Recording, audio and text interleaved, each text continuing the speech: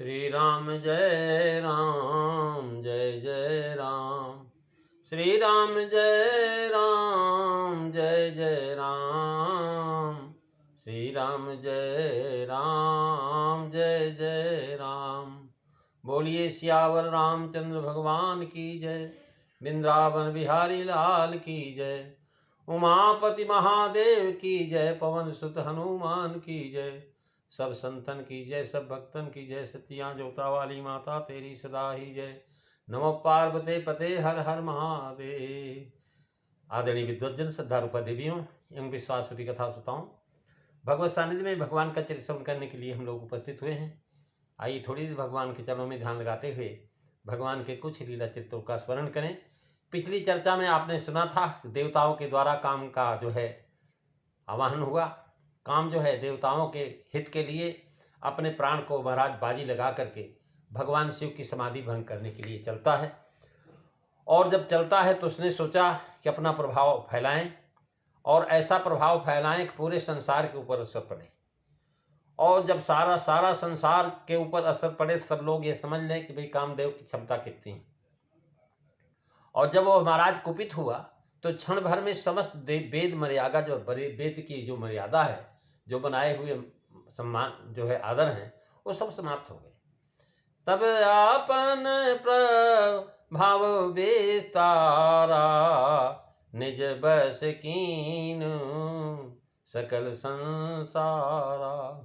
कोपे बुझबहि बारी चर के तू और क्षण मह मीटे सकल श्रुति से तू।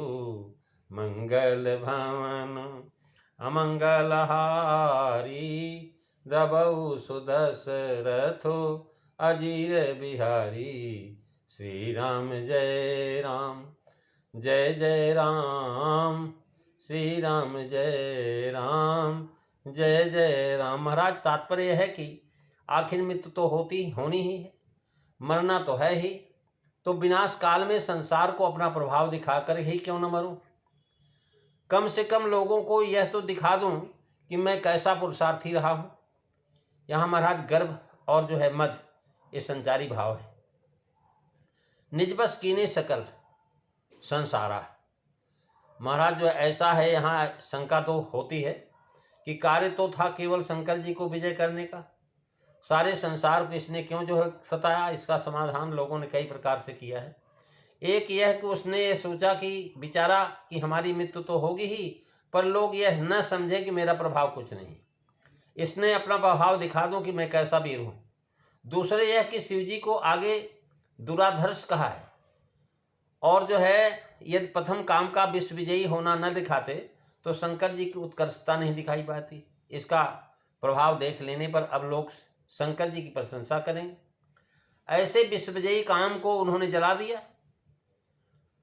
तीसरे यह कि काम सबके हृदय में रहता, महाराज सबके मन में रहता। जब उसने शिव जी के विजय के लिए अपना प्रभाव डाला तो महाराज जगत आप से आप बस में हो गया, उस पर भी वार हो ही जाता है। रीति है कि पांचवें यह कि जब किसी की मृत्यु निकट होती है तब उसका प्रताप अत्यंत तप जाता है। अतएव काम को विश्व विजयी कहा।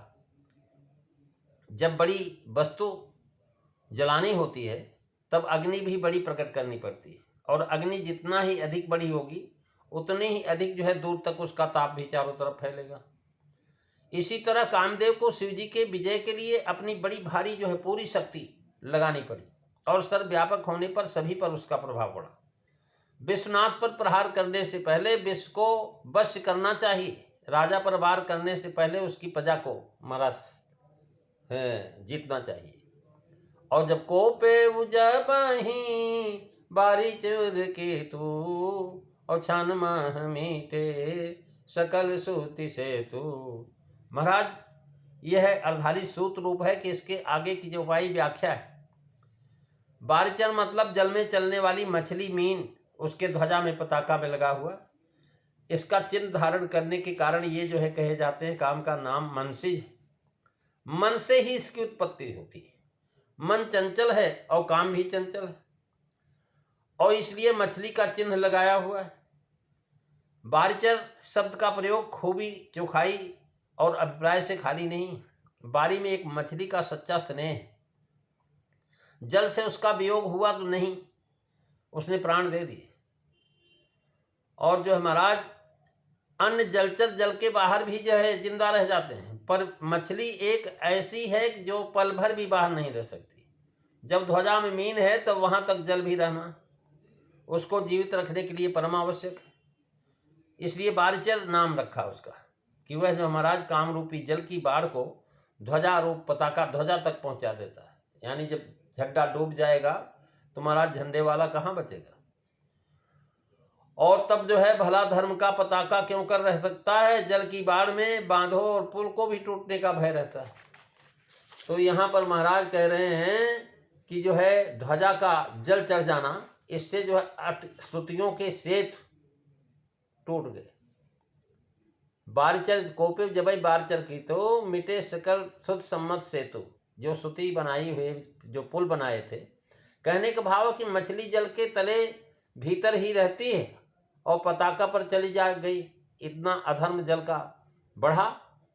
अतः स्तुतियों की बांधी हुई मर्यादा नहीं रह गई, तो आश्चर्य ही क्या है। भाव यह है कि वेदों ने रक्षा हेतु मत्स्य अवतार होता है। महाराज वेदों को बचाने के लिए भगवान मछली का रूप धारण किए थे। मीन और काम दोनों तमोगुणी हैं और दोनों ही वित्ती जलमय होती है। काम द्रव्य रूप ही है, होय विकल सक मन न रोकी, जिम रमन द्रमह बिलोकी, सिरपुणखा की वित्ती। एक काम जो है मैं कर देता महाराज। मीन जो है वशीकरण का एक चिन्ह है, ध्वजा पर यह चिन्ह है, ध्वजा पर यह चिन्ह कह करके बताते हैं कि ये सारे ब्रह्मांड को वश में किए हुए। और क्षणमा मिटे सकल सुख से तो थोड़ी देर में ही, क्योंकि काम का सारा कौतुक तो महाराज केवल 4 दंड करता ही रहा। 2 दंड भर ब्रह्मांड भीतर काम को तो कित कौतुक कयम, औभय घड़ी में अस्कौतुक भयो। महाराज श्रुति से वेदों ने वर्ण आश्रम सदाचार आदि धर्म की मर्यादा बांधी है। इसका वर्णन जो है स्वयं जो है ग्रंथकार आगे की चौपाइयों में कर रहे हैं। सुत सेत सुत रूप है, आगे इसकी व्याख्या है। ब्रह्मचर्य आदि वेदों के बांधे हुए पुल, लड़ाई में जिन पुलों से सहायता मिलती वह तोड़े जाते हैं। जब पुल टूट जाता तो सेना आने जाने का रास्ता बंद हो जाता है। अतः पहला काम उसने यही किया कि सेत को तोड़ डाला। प्रेमी सज्जनों, इसकी चर्चा आप अगले दिन श्रवण करेंगे। अगली आज इतना ही। बोलिए सियावर रामचंद्र भगवान की जय। श्री राम जय राम, जय जय राम। श्री राम जय राम, जय जय राम। बोलिए सियावर रामचंद्र भगवान की जय।